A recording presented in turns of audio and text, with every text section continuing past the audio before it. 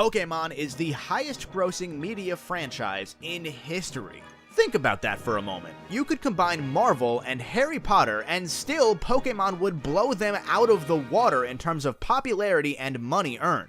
From the immensely popular trading card game to over 1,000 episodes on your TV screens to billions of plushes and toys and success on the silver screen and of course to video games, most things that Pokémon touches turn to gold. That's part of what makes this so surprising. This right here, folks, is the Pokémon Mini.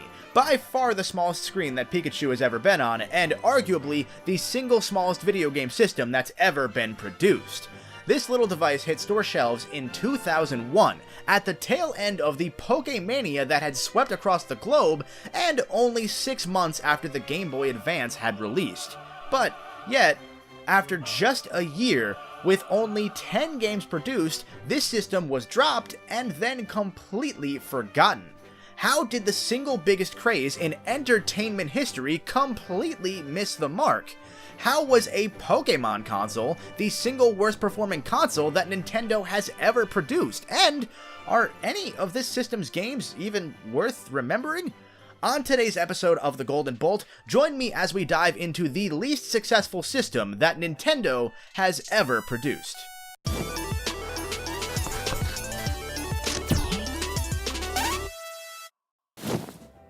The first thing I'd like to do today is dive into the system itself.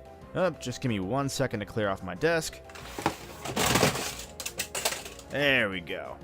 Here is a closer look at the Pokémon Mini, the smallest cartridge-based system of all time. Yeah, you heard me right. Despite weighing only 2.5 ounces or about 71 grams, the Pokémon Mini actually runs its games off of ROM cartridges. This right here is the cart for the pack-in title, Pokémon Party Mini, which we'll talk about later.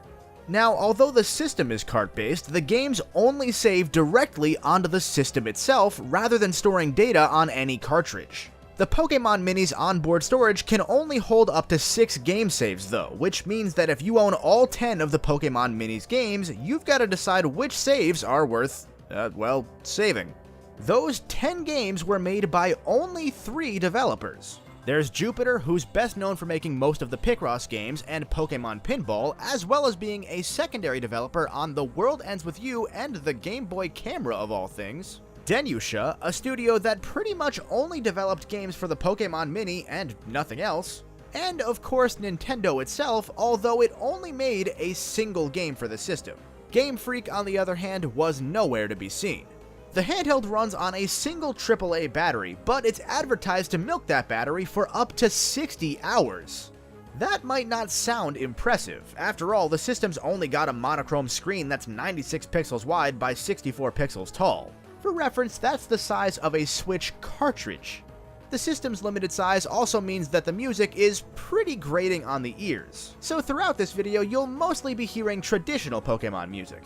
And rounding it all off with a whopping 4 kilobytes of RAM, the Pokémon Mini isn't packing much of a punch here, so you might think that the battery life is worth scoffing at.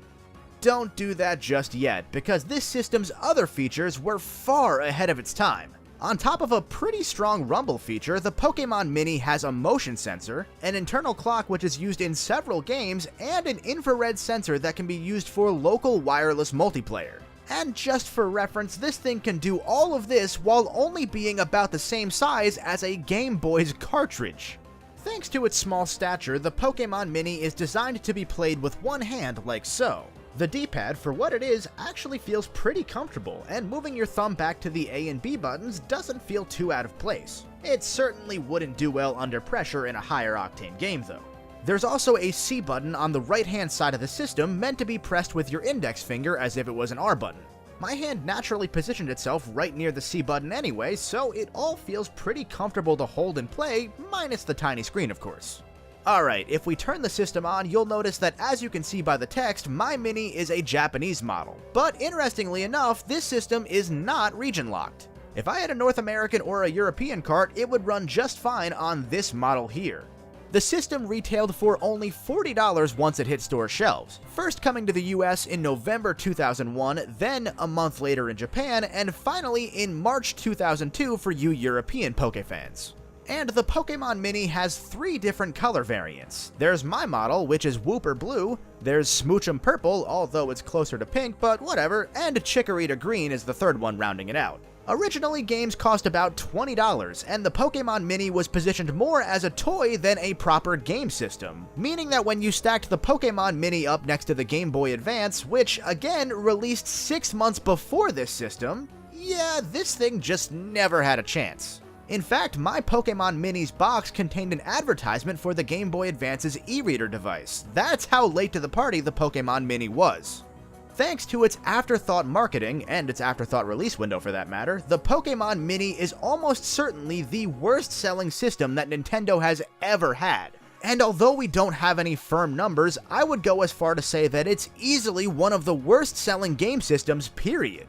Despite being an utter failure, the likes of which Nintendo has only seen with codename Steam, it's not all that expensive nowadays. I got mine complete in box for somewhere around $90, and you can find most of the games for a pretty low cost nowadays. Although one game, Togepis Adventure, runs up to $500 or more thanks to its rarity. Ouch. Thankfully though, the system's been cracked wide open, and emulators are available on PC, Wii U, 3DS, and even the Sega Dreamcast, because of course you could play Pokemon on your Dreamcast, why wouldn't you be able to?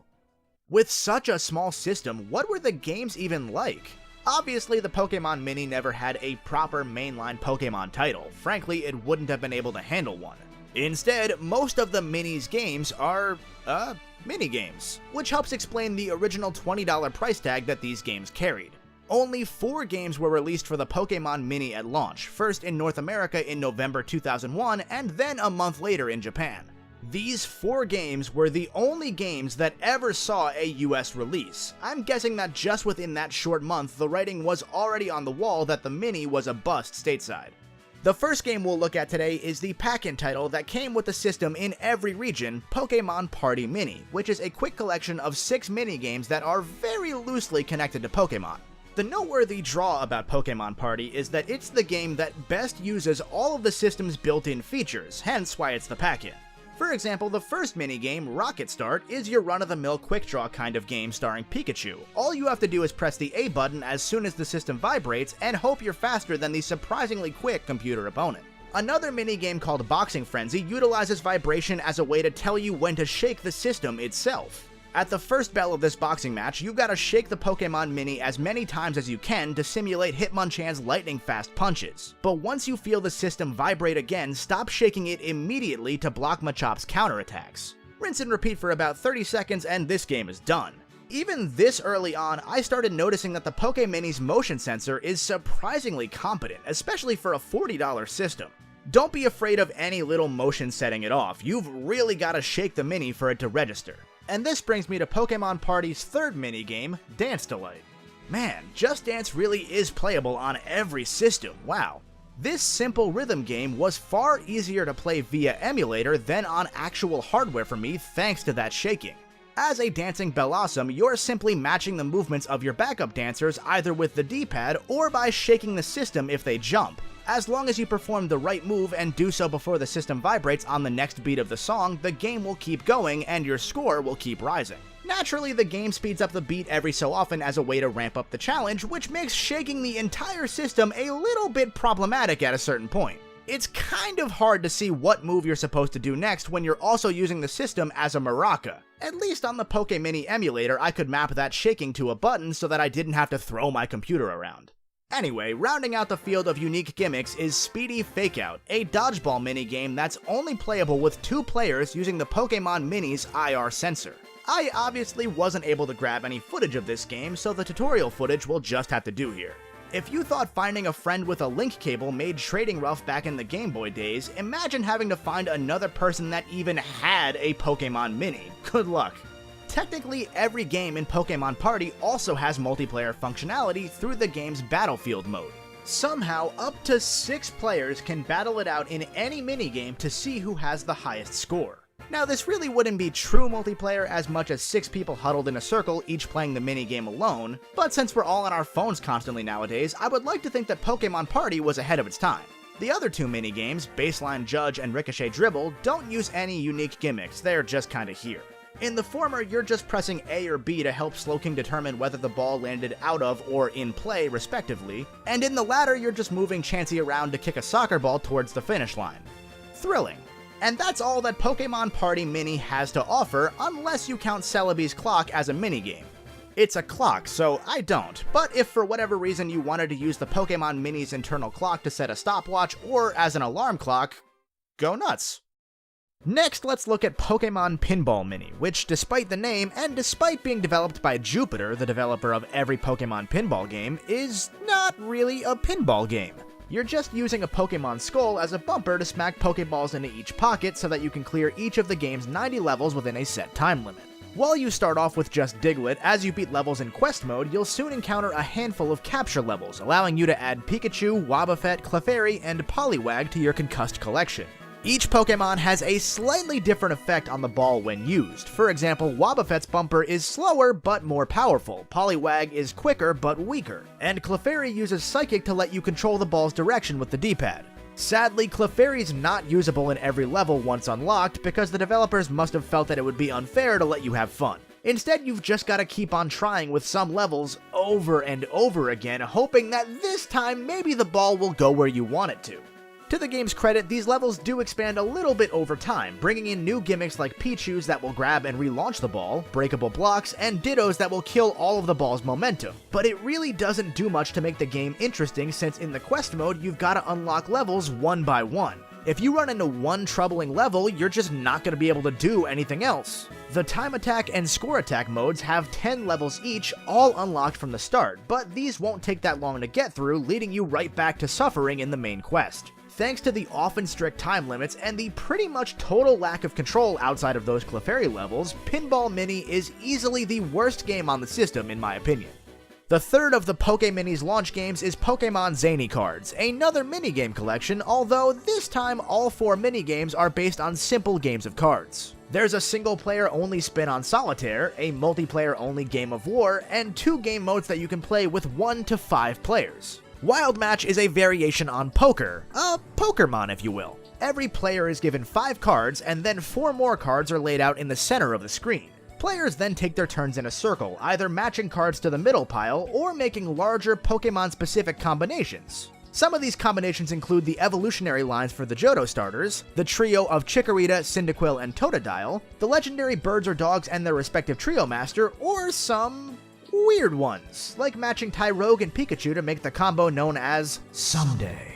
Each of these combos has its own coin value and its own cute little animation, like Pikachu riding on Lugia's back, oh look at that, or Totodile vomiting. Maybe Water Gun wasn't the right move on a green monochrome screen, guys. If you can't make a valid play, you'll instead add one of your cards to the center pile, giving more chances for opponents to make a high coin move.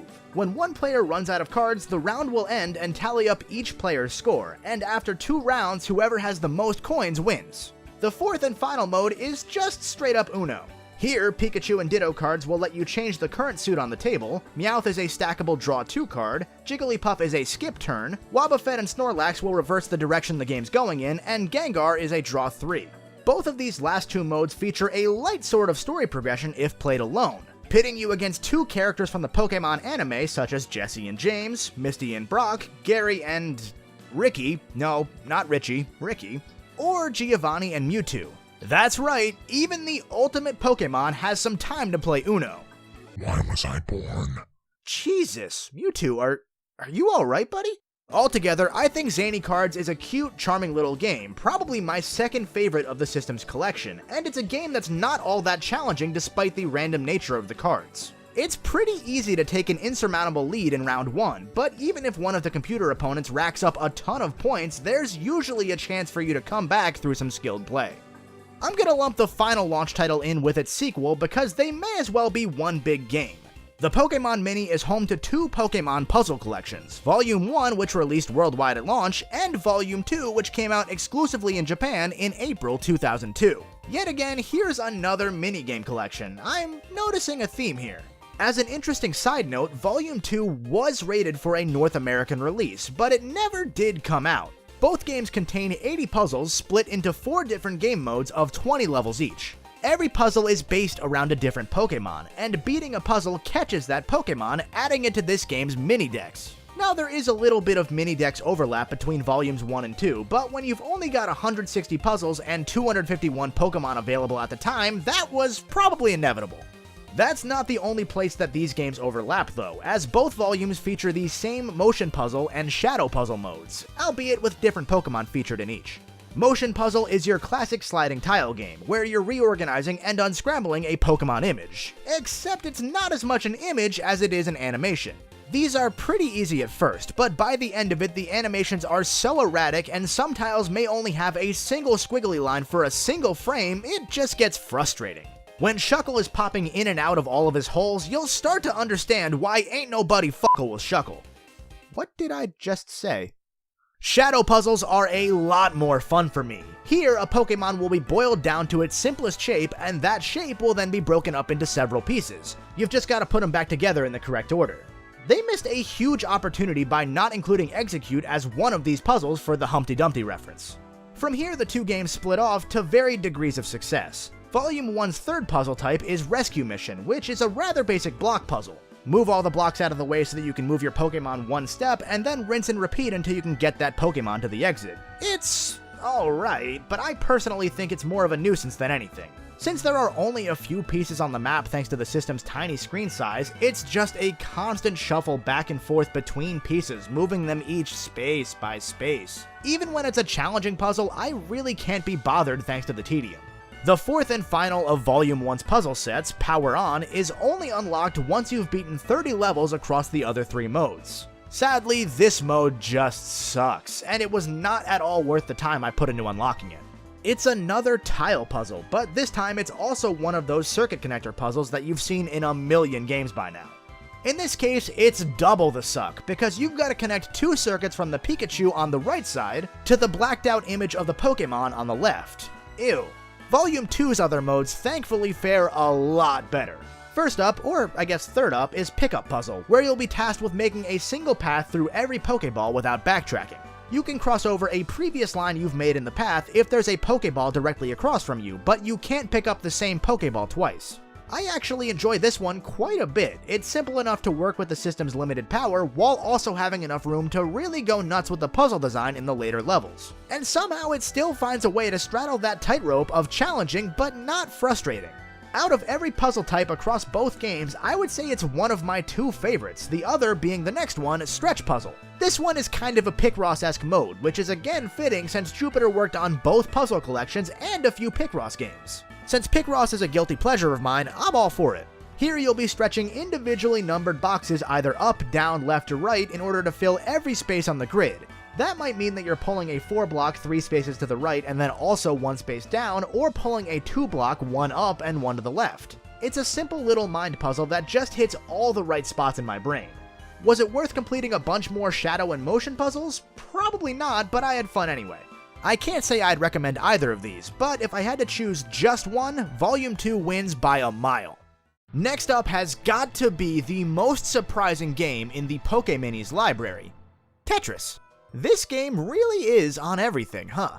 But in this case, it's not just your regular old Tetris. The Pokemon Mini is somehow home to the only version of Pokemon Tetris, a combination so bold that I can't believe it's never been tried since.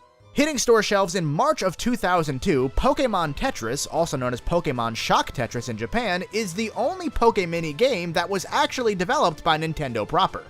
Interestingly enough, this game was released in Europe but not in America, even though it was ESRB rated like Puzzle Volume 2 before it. I'm gonna go ahead and assume that that's because the Pokemon Mini was only released in Europe in March 2002 and had already been dead in the US for about 4 months. Anyway, I digress. What makes Pokemon Tetris so special? Well, not much really. This is pretty much just Tetris on an incredibly tiny screen with the addition of Pokemon and a Pokédex. When a Pokemon pops up on the right side of the screen, if you can complete a 4-line Tetris clear before it flees, you'll catch that Pokemon and add it to your dex. Honestly, I'm pretty disappointed with how much this mechanic leaves me wanting more. If it had been something like clear a set number of lines to catch a Pokemon instead of a mandatory 4-line clear, and the Pokemon appearance rate was determined based on how many line clears you can chain together, we would have a much more compelling game on our hands. I already obsessively go for Tetris clears as it is, but this just drives me insane waiting for that long hero piece to come save my day, only for the Pokemon to escape just as one appears. This all combined with some less than stellar controls thanks to that tiny D-pad, and the return of the disgusting 5-piece Pentaminos that plagued earlier Tetris games, means that the game that I was most excited for from the entire collection left me with possibly the most sour taste in my mouth of them all. Also, if you want to hear all about my Pentamino hate, check out my video on Tetris' strange sequels from over the years. Pokémon Tetris would be the final game on the Pokémon Mini to receive any sort of English translation. So from here you'll either be seeing a lot more Japanese text or some loose fan translations built by the surprisingly dedicated Pokémini fan community. For those keeping score, that means that the Pokémini only had 4 games in North America, 5 in Europe, and 10 overall in Japan. Even the friggin' Virtual Boy had more games than this thing. Next up is Pokémon Race Mini, the only official platformer on the system. I'm using platformer a bit lightly here to be fair. It's an incredibly simple racing platforming hybrid where you'll race against computer-controlled opponents across 16 different but rather simple levels. While the gameplay is incredibly simple, holy crap, this game has more meat to it than it has any right to. I originally thought that there were only 3 or 4 courses here, but nope, each of the game's 4 Grand Prix Cups has its own levels, even if some repeat the same area theme. From Mount Moon to Goldenrod City to Kanto's power plant, the 8 backgrounds feature a good variety from both of the generations released at the time, and the level variety tries to match that. Some levels have water, tall grass, or sand that will slow your Pikachu down. Others have upper and lower paths that you can choose between. It's all kind of surreal to think that this exists on a system that has to be measured in millimeters in size. Across all of these stages, you'll take on one of the 8 competitor Pokemon, many of whom have terrain advantages against your Pikachu.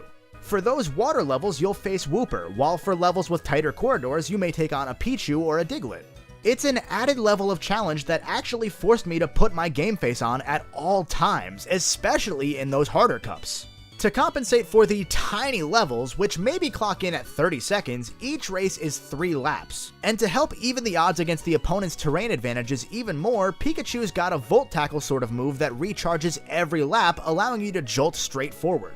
Since you don't fall while using this dash, it's great for keeping you on those tight upper paths. And if that wasn't enough, this game has a time attack mode for you to hone your skills on each individual level, and somehow, I am not joking here, a ghost mode where you can save your best routes and race against yourself. This should not be possible on a system like this, and yet it's here, and you can even trade those routes with your friends. And if all of this wasn't somehow enough, for only the most dedicated players, there's a challenge mode with a few dozen ridiculously precise levels. I'm talking like down to the millisecond precise here. You have absolutely no leeway even on challenge level 1, so if you can beat these, you're more than set for even the hardest Grand Prix difficulty.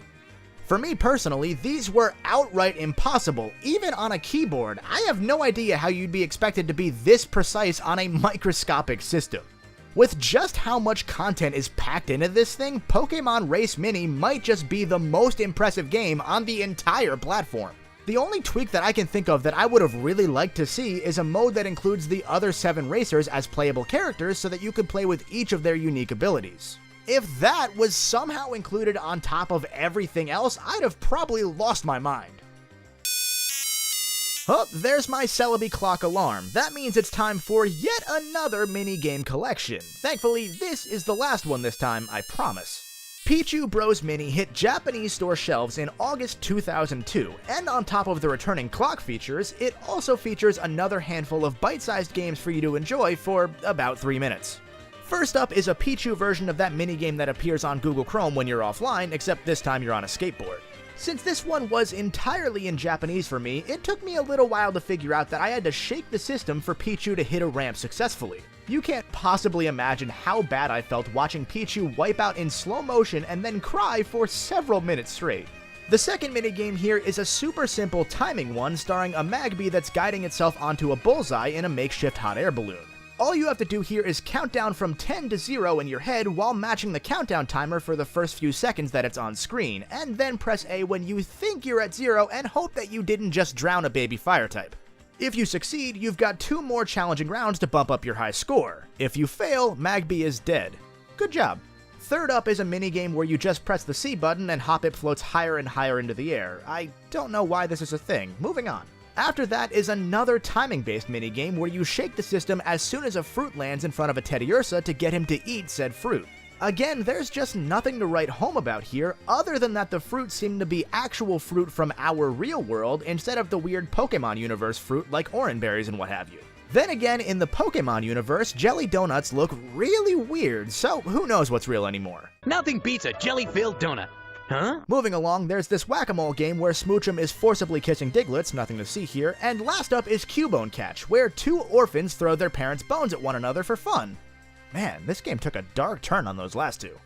And on top of all of these, there's the returning Battlefield mode from Pokemon Party Mini, this time featuring up to 10-player multiplayer as everybody tries to beat the benchmark scores in a chosen minigame. Bold to assume this thing sold 10 copies, Nintendo.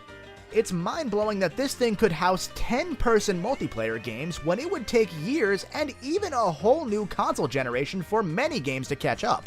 Altogether, I do think that Pichu Bros is the superior party game between it and Pokemon Party, but it's a pretty close fight in all honesty. Neither is all that good, and neither will hold your attention for more than one sitting. Now, would you believe me if I told you that the best game for the Pokemon Mini stars Togepis? Because somehow, Togepis' Great Adventure is far and away my favorite game of the bunch. I think part of what makes me love it so much is that it distinctly reminds me of Captain Toad of all things, and you'll see why in a moment.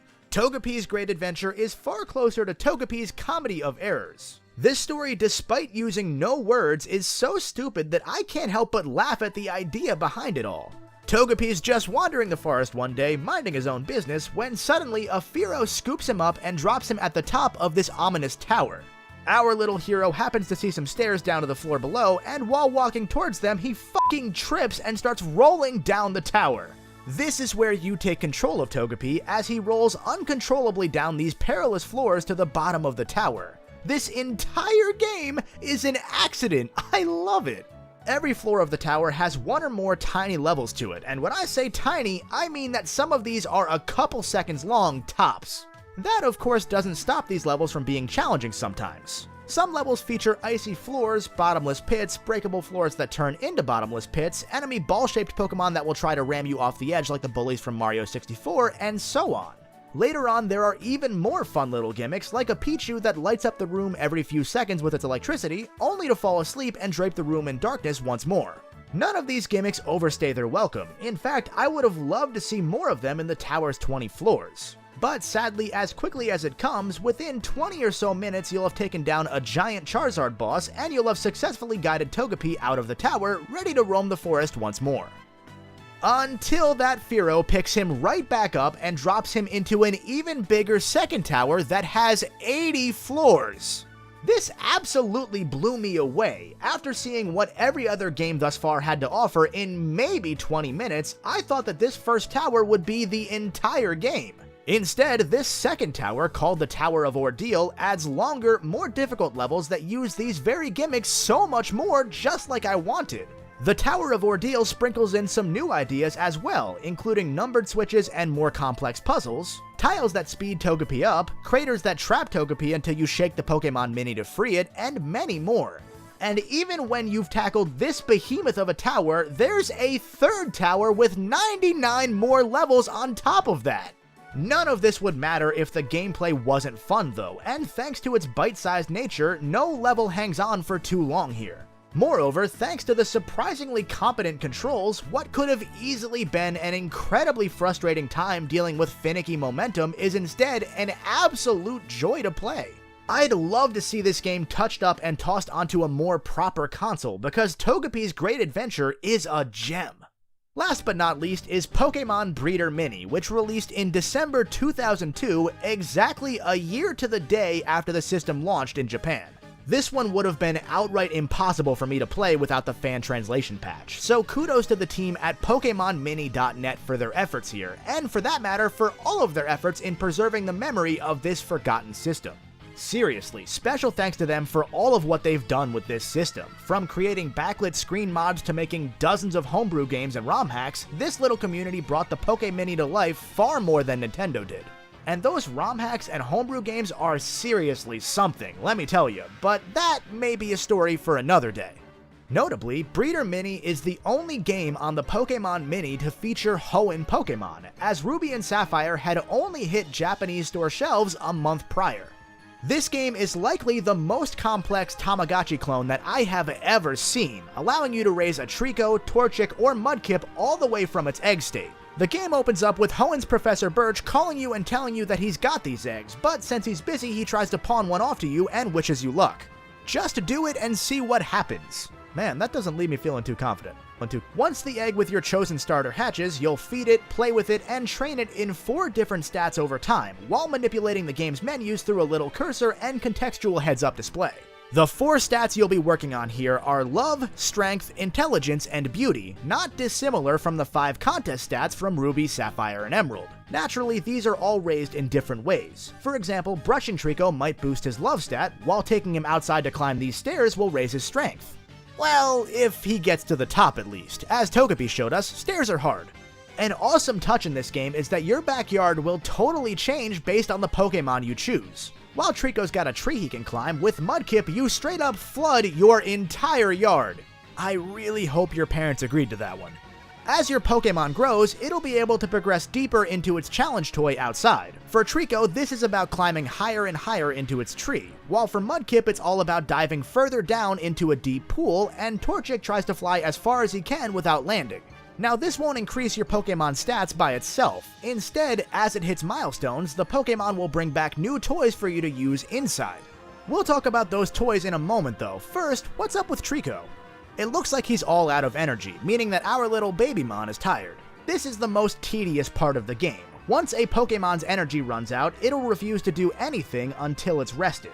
In fact, just like a real child, it'll plop right down on the floor and refuse to even walk over to its bed until you drag it there kicking and screaming. And again like a real kid, it'll sleep soundly as soon as you put it in bed.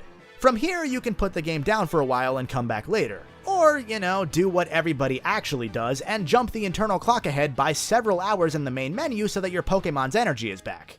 Not only does Breeder Mini autosave, it's got a unique low-power sleep mode that will keep the internal clock running even if the system's screen is off, meaning that you don't have to waste your precious AAA battery while your Pokemon sleeps. Really, the game can be as hands-on or hands-off as you'd like. Your Pokemon skills may not improve without playing with it, but if it wants your attention, it'll vibrate the handheld, and likewise, if it's playing around and you want its attention, you can shake the system and it'll come running. And now's a good time for us to talk about those toys, as they're the easiest way to grind out these skills. It'll still take a good amount of time, but as long as I kept Trico well fed, his energy would decrease at least a little bit more slowly as we played. The selection of toys range from a camera for a Pokemon photo shoot, to an RC car that your Pokemon can zip around the room in, to a piano that your Pokemon can learn to play. My favorite is the ghost toy that scares the crap out of your Pokemon in order to make it stronger. Jeez, tough love. Speaking of tough love, if you're ever unsure of what to do, good luck getting a hold of Professor Birch. He says that you can always call him for help, but most of the time his daughter May answers instead. Honestly, I'm pretty okay with that because she's a lot more helpful than he is. I need to look for my dad. Damn, me too, May. Me too. If you really get sick of grinding out these skills and scaring the poke crap out of Trico just isn't cutting it, you can use the Pokemini's IR scan feature to earn Pokeblocks, a special food that will provide a bump to 1 or more stats. But unlike every other IR mode the system's had thus far, you can use this one alone. Maybe. Depending on the kind of TV remote, yes, you heard me right, TV remote that you have in your house, you may be able to scan it and earn Pokeblocks without having a friend or a second Pokemon Mini, which is an incredibly neat feature. If you don't have the right kind of remote though, you'll just have to grind it out like I did. While every source online says that you only need to complete 3 out of the 4 skill bars to finish the game, in my case, I needed to complete all 4 for whatever reason. Personally, I kind of like this in theory. If a Pokemon is hatched at level 1 and you upgrade 4 skills in the process of breeding and caring for it, then that explains why in the mainline Pokemon games you always get a starter at level 5. Now obviously that's probably not what the game's going for here, and it's almost certainly a non-canon game, but this is the way that I'm gonna look at it going forward. Once your Pokemon is all grown up and ready for its adventure, Professor Birch returns to take it from you and pair it up with a budding young trainer. You'll get to say one final goodbye to your teary-eyed friend, give it some more pets, and then send it off. The game will then skip ahead a few days, and you'll receive a letter from the trainer thanking you for breeding the starter so well, and you'll even get a nice little picture. And fun fact, this trainer looks pretty similar to one of the trainer models in the Hoenn region, so that further backs up my headcanon that you're breeding the region's actual starters. From here you can start all over and start breeding another Pokemon, or call it a day like I did. While Breeder Mini certainly isn't my kind of game, I've got to give it a ton of credit for being so incredibly fleshed out. The starters each have their own bit of personality, the sprites are far better than I could ask for with such a small pixel count, and unlike most of these virtual pet games, your Pokemon really isn't all that needy. If you want to take your time raising it, that's totally fine, Trico doesn't care. From all the smaller touches like turning the lights off in your room so that your Pokemon can sleep better, to random Pokemon that will show up in your window and visit sometimes, Breeder Mini had way too much love put into it for a game that was sent to die on an already dead system. And while it's a shame that this game never got a shot, I do respect the team for putting so much effort into it anyway. They made a game in the same genre as Hey You Pikachu that blows that game out of the water, even if the camera gameplay is certainly no Pokemon Snap. And that's the end of the official support for the Pokemon Mini, but it's not the end of our story just yet. The only reason that I'm able to record and show off any of these games is thanks to Pokemon Channel on the GameCube, a forgotten little game that had about as much depth as anything on the Pokemon Mini. For whatever reason, a Pokemon Mini emulator was added as a bonus feature in this game, with a selection of the console's games available for play. Not only did this inclusion eventually allow fans to crack into the Pokemon Mini and build out a proper emulator, it also featured a bonus Pokemon Mini game inside this bonus Pokemon Mini emulator that was never made available on the original system. This game is Snorlax's Lunchtime, and it would have fit right at home in any of the minigame collections that I talked about earlier. All you'll be doing here is pressing a button for Snorlax to eat, making sure to only press the button when food is in front of him, and not a Pichu. Man, we're really putting these Pokemon through the ringer today. So what is one to think about the Pokemon Mini? Was it a quick cash grab, or was it a valiant attempt at a secondary console that simply wasn't meant to be? Personally, I'm gonna lean closer to the cash grab side of the story, because as far as we can tell, there was no intent by Game Freak or anybody to make any sort of proper or pseudo-proper Pokemon game for the system, and frankly, I don't think that it would have been possible to make a Pokemon game on this system, so that doesn't help things either. But for a quick cash grab, it's an interesting one. They certainly didn't have to add cartridges to the thing, they didn't have to make a handful of games for it, and they didn't have to sell it as its own system, even if they did position it as a toy. It's certainly an interesting piece of Nintendo's history, if nothing else. But as always, thank you very much for watching, and thank you for subscribing, and until the next video, stay golden. This video was made possible in part thanks to the generous support of these Patreon backers. If you'd like to see your name on this list, you can do so by supporting the channel at patreon.com/thegoldenbolt. Thank you.